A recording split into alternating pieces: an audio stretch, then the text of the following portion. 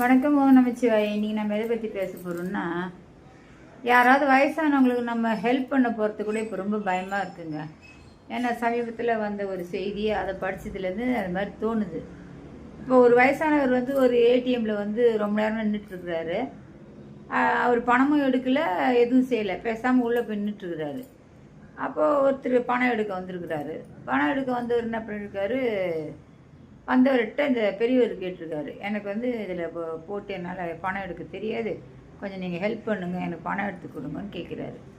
சரி, ஓகே, இதுதானே ஹெல்ப் தானே சொல்லி இவர் அந்த கார்டை இன்சர்ட் பண்ணிட்டு, பின் நம்பர் நீங்களே போடுங்க பெரியவர் அப்படின்னு. பெரியவர் தான் பின் நம்பர் போட்டிருக்காரு. எவ்வளோ எடுத்து தரணும்னு இவர் கேட்டிருக்காரு. அவர் ஒரு அமௌண்ட் சொல்லியிருக்காரு. அமௌண்ட் சொன்னோன்னே இவர் டைப் பண்ணியிருக்காரு. அதேமாதிரி அமௌண்ட் வந்துடுச்சு. அமௌண்ட் வந்தோன்னா அந்த கார்டையும் அமௌண்ட்டையும் அந்த பெரியவர்கிட்ட கொடுத்துட்டார். இவ்வளோ தான் ஹெல்ப்புன்னா, இவ்வளோ தான் பண்ண முடியும், பண்ணிட்டார். அப்புறம் அந்த பெரியவர் என்ன பண்ணுறாருன்னா, இதுக்கு ரெசிப்ட் வருமே, மீதி பேலன்ஸ் எவ்வளோ இருக்குன்னு ஒரு ரெசிப்ட் வருமே, அது எனக்கு வேணும், அது எடுத்து கொடுங்க. அப்போ சொல்லியிருக்காரு, இதில் வரல என்னன்னு தெரியல, நீங்கள் திருப்பியும் உங்கள் கார்டை கொடுங்க, இன்செர்ட் பண்ணிட்டு நீங்கள் போடுங்க, டைப் பண்ணால் வரும் அப்படின்னு. திருப்பியும் அவர் அதேமாதிரி போட்டு அந்த பில்லும் வந்திருக்கு.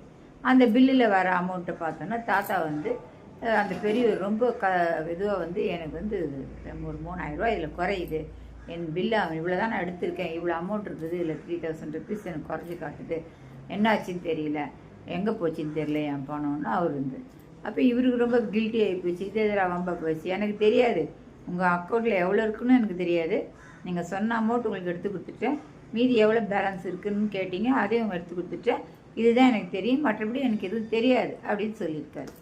சரின்னு சொல்லிட்டு அந்த தாத்தா வெளியில் போயிட்டு, அங்கே செக்யூரிட்டி பக்கத்துலேயே பேங்க் இருக்கிறதுனால அந்த பேங்க் செக்யூரிட்டிகிட்ட சொல்லி அவரை கூட்டின்னு வந்துட்டார். அவரை கூட்டின்னு வந்துட்டோன்னே இவருக்கு ஒரு மாதிரி ஆகிப்போச்சு. ஏன்னா பேங்க் செக்யூரிட்டி கூட்டிகிட்டு என்ன சொல்கிறாருன்னா, நான் பணம் எடுத்து தர சொன்னேன், இவர் தான் எடுத்து கொடுத்தாரு, பில்லு அமௌண்ட் எவ்வளோ இருக்குது, மீதி எவ்வளோ இருக்குன்றதுக்காக அந்த பில்லு கேட்டேன், அதையும் எடுத்து கொடுத்தாரு, ஆனால் எனக்கு அமௌண்ட்டு குறையுது, ஸோ இவர் தான் ஏதோ பண்ணி அந்த பணத்தை எடுத்துருக்கிறாரு அப்படின்னு சொல்லிட்டு இவர் சொல்லிட்டார். சொல்லிட்டோன்னே இவருக்கு ரொம்ப அவமானமாக போயிடுச்சு, என்னடா இப்படி ஆகி போயிடுச்சு. அதுக்கப்புறமா இவர் என்ன நடந்ததுன்னு எல்லாத்தையும் விவரமாக சொல்லியிருக்காரு.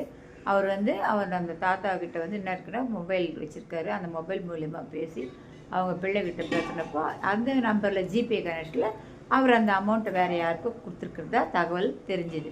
அதுக்கப்புறம் இந்த தாத்தாவை சமாதானப்படுத்தி அமைச்சிருக்காங்க. இது எதுக்கு சொல்கிறேன்னா, நாம் பெருசார் ஹெல்ப் பண்ணுறது பெருசு இல்லை, ஆனால் இன்னும் எதுவும் தீர ஆராய்ஞ்சிட்டு ஹெல்ப் பண்ணுங்கள், அப்புறம் நமக்கு தான் அவமானம் சேரும். பத்திரமா இருங்க. வணக்கம்.